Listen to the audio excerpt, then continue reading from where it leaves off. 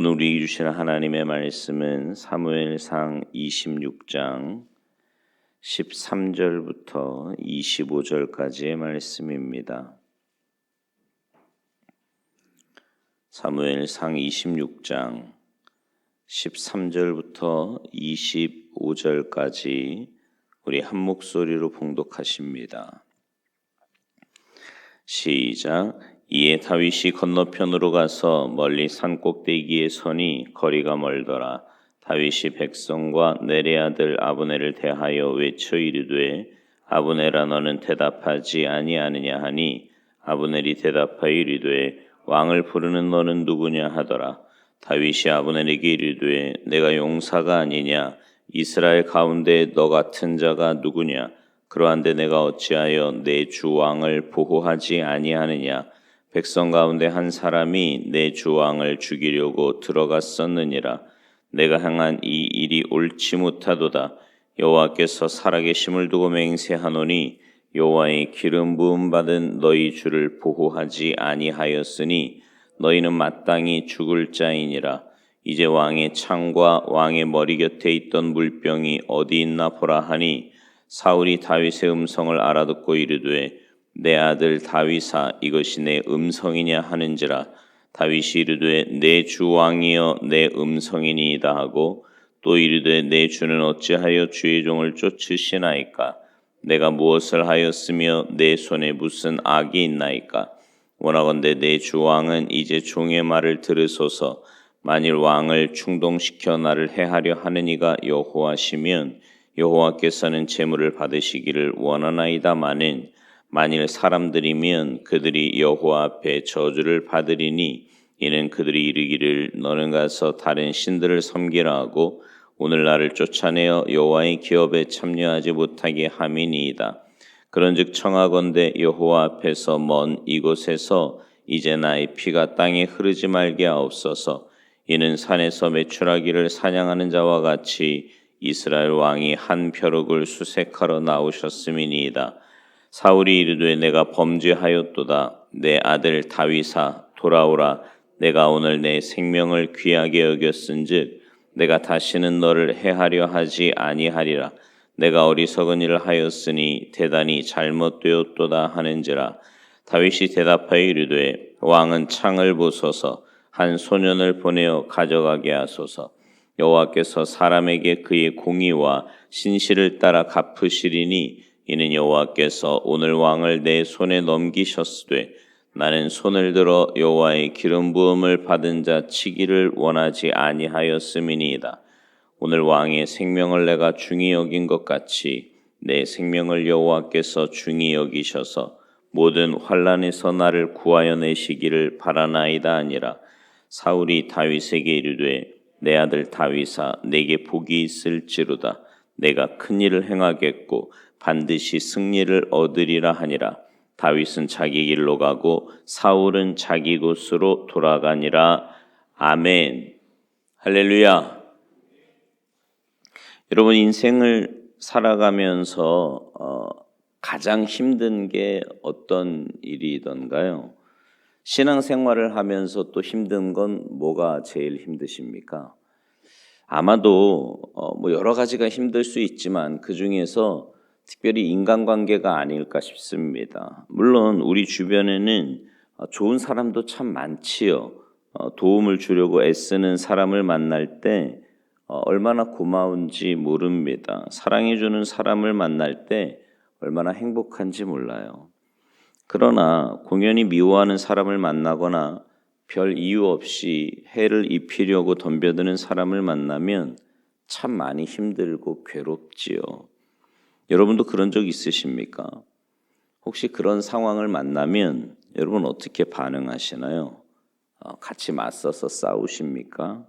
아니면 그냥 피해서 도망을 가십니까? 혹은 힘으로 당할 수 없으니까 그냥 마음으로만 미워하고 혼자 가서 우시나요? 그런 상황에서 우리가 어떻게 하는 것이 최선일까요? 하나님께서는 사람으로 인해 괴로워하는 우리에게 뭐라고 말씀을 하실까요?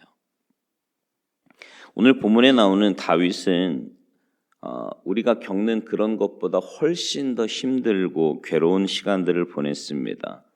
한번 생각해 보세요. 사울은 왕입니다. 그 왕이 자신의 모든 권력과 군사력을 동원해서 자신을 죽이려고 합니다. 그럴 때 그의 마음이 어떻겠냐 말이죠. 근데 그런 사울을 죽일 기회가 2번이나 찾아왔잖아요. 근데 2번 다 하지 않아요. 왜 그렇습니까? 다윗에게는 사람에게 시달린 모든 것들을 하나님이 갚아주신다라는 믿음이 있었기 때문입니다. 그리고 그가 악을 선으로 갚은 것을 하나님이 아시고 선으로 갚아주실 것이다라는 것을 의심하지 않았어요. 그러니까 다윗에게는 하나님을 믿는 구석이 있었단 말입니다. 하나님이 다 보고 계시고 재판장이 되셔서 공의롭게 판결하신다라는 믿음이 있었던 거죠. 내가 억울하게 당하고 화가 나고 괴로워도 그대로 내가 보복하지. 사실은 세상 사람들은 받은 대로 돌려주기를 원하잖아요. 아니 그 이상하지 않습니까? 내가 받은 괴로움이나 뭐 부당함이나 억울함이나 이런 거 받으면 가만히 있지 않지. 어떻게 해서든지 보복하려고 하고 복수하려고 하고 뭐 여론을 만들든 뭘 하든 하여튼 별짓을 다 해서라도 어떻게 해서든지 내 안에 받은 그 상처를 안 갚음해 주려고 하는 것이 세상 사람들의 모습이라는 거죠. 근데 이제 우리는 어떠냐 말이에요. 다윗의 모습은 어떠냐는 거죠. 하나님의 사랑을 받은 사람이고 또 하나님이 살아계심을 아는 사람이고 하나님이 우리의 모든 생사화복을 주관하시는 분이다라는 것을 아는 사람이면 어떻게 하느냐? 하나님께서 갚아주실 거다. 이 믿음이 있었다는 거지요. 결국 다윗의 원수 사랑이요 놀라운 결과를 가져옵니다. 그를 죽이려고 하던 사울이 자기의 죄를 깨닫고 고백을 해요. 오늘 본문 21절 보세요. 내가 범죄하였도다. 내 아들 다윗아 돌아오라. 내가 오늘 내 생명을 귀하게 여겼은즉 내가 다시는 너를 해하려 하지 아니하리라. 내가 어리석은 일을 하였으니 대단히 잘못되었도다. 여러분 왕이요 도망자에게 이렇게 말한다는 것 예상할 수 있겠습니까? 그러나 원수 사랑은 사울도 감동케 하고 죄를 뉘우치게 합니다. 또한 사울로 하여금 다윗을 축복하게 해요. 25절 보세요. 내 아들 다윗아 내게 복이 있을지로다. 내가 큰 일을 행하겠고 반드시 승리를 얻으리로다. 여러분 죽이지 못해서 안달하던 사울 아닙니까? 그런 그가 그토록 미워하던 다윗을 축복합니다. 뭐 이게 진심이든 아니든 뭐 지금 자기가 죽을 뻔한 거 살려준 그것에 대한 감동이든 어쨌든 간에 그죠? 이런 축복을 해요. 근데 사실 이 축복은요 다윗의 대적인 사울 자신에게는 저주나 다를 바가 없습니다. 그럼에도 불구하고 다윗의 그 악을 선으로 갚는 모습은 사울로 하여금 잠시나마 크게 변화를 가져다 주었습니다. 사실 우리 그리스도인의 삶이 이래야 됩니다. 우리를 괴롭히는 대적을 감동시키고 대적으로부터 축복을 받을 정도가 된다면 하나님이 얼마나 영광 받으시겠어요? 사실은 이거보다 더 귀한 모습은 없지요. 얼마나 놀라운 승리를 맛보며 복음이 진보되겠습니까? 그리스도인이 세상에서 미움을 받는 것 여러분 어쩌면 당연한 일입니다. 세상에서 공격을 받는 거 당연한 일이에요. 왜 그렇습니까? 우리가 세상에 살지만 세상에 속하지 않고 하나님께 속한 백성이기 때문에 그렇습니다. 그러니까 여러분 신앙생활 하면서요 그리스도인 아닌 사람들에게 그런 대접을 받는 것을 이상하게 여기지 마십시오. 아, 내가 지금 정상적으로 신앙생활하고 있구나. 그렇게 보시면 맞아요. 사탄이 지금껏 죄를 통해 지배하던 세상을 예수를 믿는 백성들로 인해 빼앗길 위기를 느끼기에 온갖 방법을 다 동원해서 그리스도인들을 공격합니다. 그러나 사탄보다 크신 예수님께서 우리와 함께 계시기에 우리는 당연히 승리하게 될 줄로 믿습니다. 그러니까 당황하지 말고요. 공격하는 사람 끝까지 여러분 그 사람이 문제겠습니까? 영적인 싸움하는 거잖아요. 예수님께서는 기존에 있던 사랑의 관념을 깨뜨리셨지요. 그때까지 사람들이 흔히 생각하던 사랑의 범위는 가족, 이웃, 친구, 국가 이 정도에 한정된 것이었는데 이제 사랑은 하나님 나라의 확장 도구로 쓰여지게 됩니다. 그래서 원수에게까지도 베풀라고 말씀하세요. 마태복음 5장 44절 나는 너희에게 이르노니 너희 원수를 사랑하며 너희를 박해하는 자를 위하여 기도하라. 원수를 사랑하는 것 절대로 쉬운 일 아닙니다. 그러니까 이렇게 여기서 예배드리면서 말씀을 들을 때면 누구라도 사랑하지 이런 마음이 들지요. 근데 원수는 고사하고 같이 사는 식구 가운데서도 조금만 내 마음을 불편하게 하거나 힘들게 하면 속에서 막 뭐가 올라오지 않습니까? 함께 신앙생활 하는 사람이나 또 주변에 있는 사람들이 나를 불편하게 하고 힘들게 하고 또 내게 손해를 끼치거나 자존심을 상하게 하면 참 못 견뎌 하는 게 우리의 연약함입니다. 언제 한번 이 부분을 가지고 함께 좀 은혜를 나누려 그래요. 설교를 통해서 우리가 어떤 마음을 가지고 살아야 되는지. 근데 거기에는요, 사실은 철저한 자기 부인과 희생이 필요합니다. 누군가가 사랑의 십자가를 질 때 회색으로 음산했던 세계는 아름다운 색깔로 변하게 되는 거예요. 이 세상이 아름다운 하나님의 나라가 되기 위해서는 세상이 줄 수 없는 그 십자가의 온기가 필요합니다. 믿지 않는 가족으로부터 핍박을 받을 때 미워하지 말고 사랑해야 승리할 수 있습니다. 같이 미워하면 절대로 승리할 수 없어요. 학교나 직장에서 믿지 않는 이들로부터 억울하게 비난을 받고 괴롭힘 받을 수 있지요. 그러나 저들이 던진 창을 들어서 다시 그들에게 던진다면 절대로 승리할 수 없습니다. 우리가 세상에서 애매히 고난을 받고 괴롭힘을 당하지만 보복하려는 마음을 품고 기회를 잡으려 해서는 승리할 수 없다고요. 상대방이 오히려 이제는 내가 꼼짝없이 되받겠구나 그런 상황에서 악을 선으로 갚아주면 성령께서 그 사람 안에서 역사하기 시작합니다. 어쩌면 감동의 눈물을 흘릴지도 모르고요. 창을 내려놓고 오늘 본문의 사울처럼 여러분을 축복할지도 모릅니다. 교회 안에서도요. 누군가가 여러분을 보이지 않는 창으로 찌르려고 덤벼들지도 모릅니다. 그럴 때는 잘 피하십시오. 그러나 맞받아 던지지는 마세요.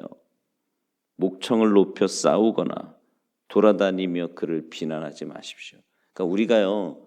안 믿는 사람한테서 받는 거는 그나마 조금 이건 영적인 싸움이구나 이런 생각 드는데 믿는 사람들끼리 모였는데 그런 대우를 받으면 저것도 믿는 건데 왜 나만 참아야 돼? 이런 생각 들 때 있거든요. 근데 그런 생각 갖지 마시고요. 그냥 참으시는 거예요.